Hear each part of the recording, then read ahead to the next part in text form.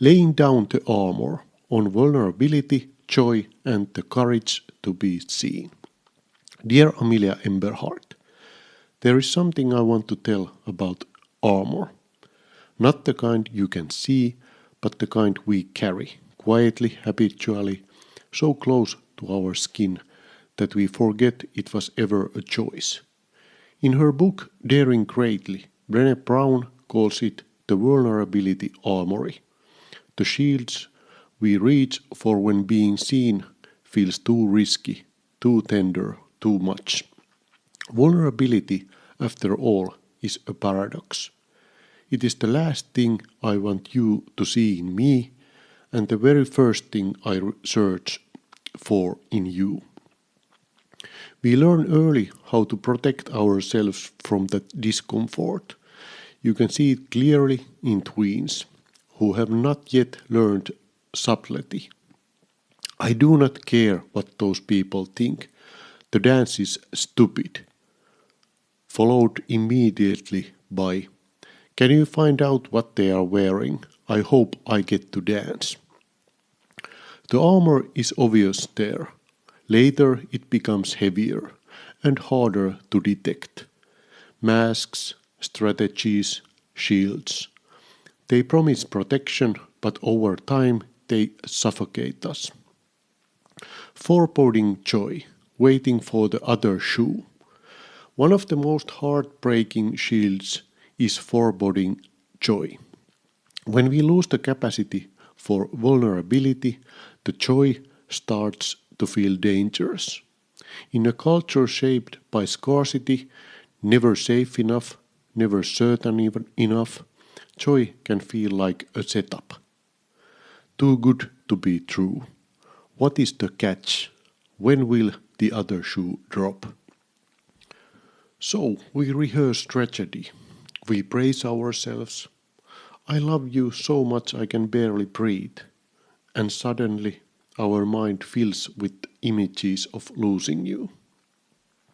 This is our attempt to beat vulnerability to the punch.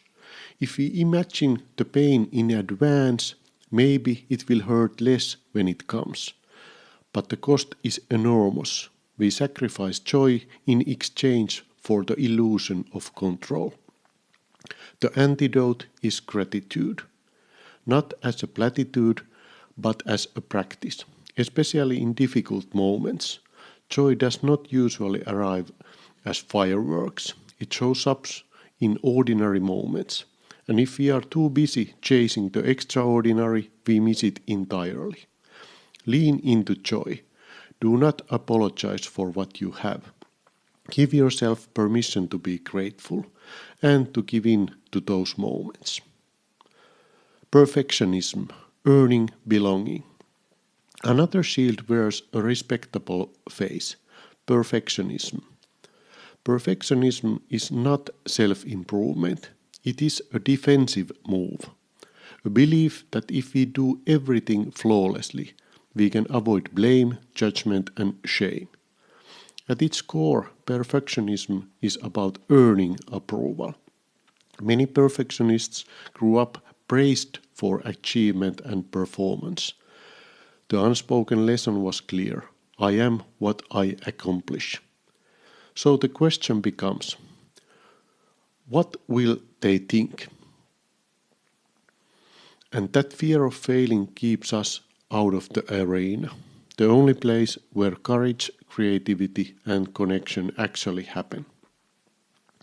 Numbing, taking edge off. Then there is numbing. Sometimes it looks like being crazy busy.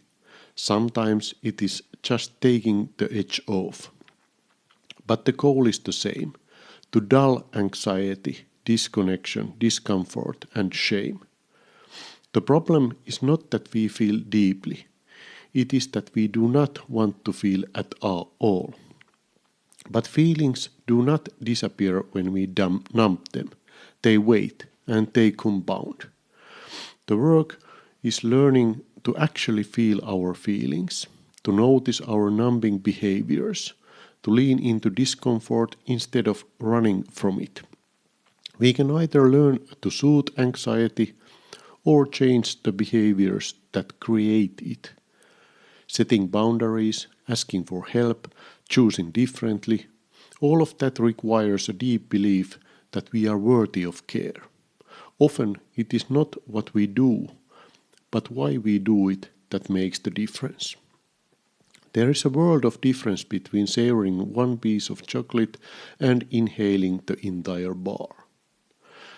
Viking or victim. Some armor comes in extremes. You are either a victim, always taken advantage of, unable to hold your own, or a Viking, convinced the world is out to get you, so you dominate, control, and never show weakness. Winners and losers, kill or be killed, leaders and followers. The shield demands aggression and emotional detachment, but it also quietly asks a dangerous question.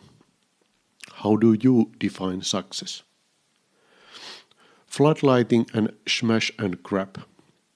Vulnerability can also be misused. Floodlighting happens when we share raw, intimate stories with people who have not earned the right to hear them.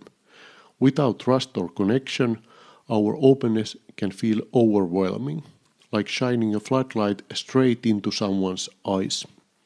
Not all stories are meant for public spaces, especially not fresh wounds.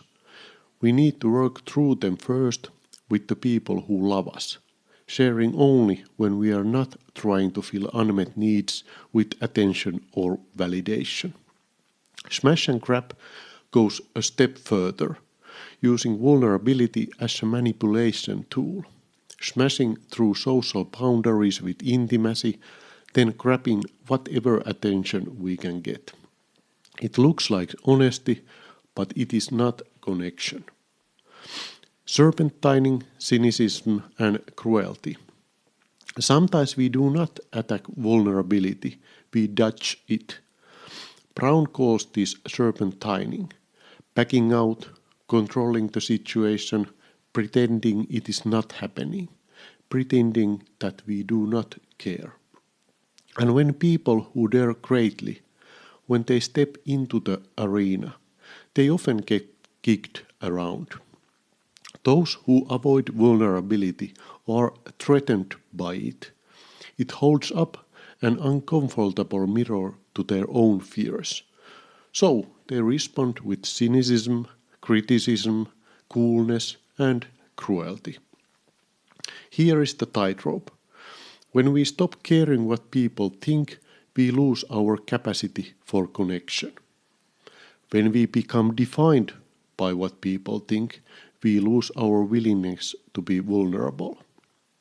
Shame resilience is the balance bar, and the safety net is small. One or two people who help us reality check criticism, filtering out cruelty while still allowing honest feedback. Make a physical list of those opinions truly mattering to you.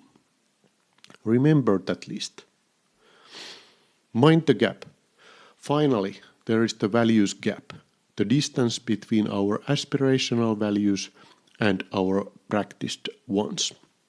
Brown calls it the disengagement divide.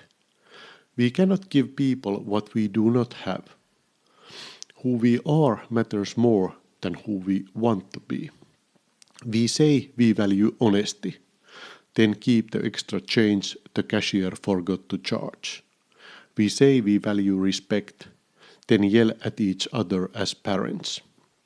We say we value limits, then tell nostalgic stories about how we broke them. Disengagement is not a failure of values, it is a failure of courage. And courage, inconvenient as it is, always begins with vulnerability. So this is what I want you to know, Amelia. The armor may feel protective, but it is heavy, and you do not have to carry it forever. Joy, love, connection, they all require risk, and they are still worth it, always. This is your moment. Take command and show us the path.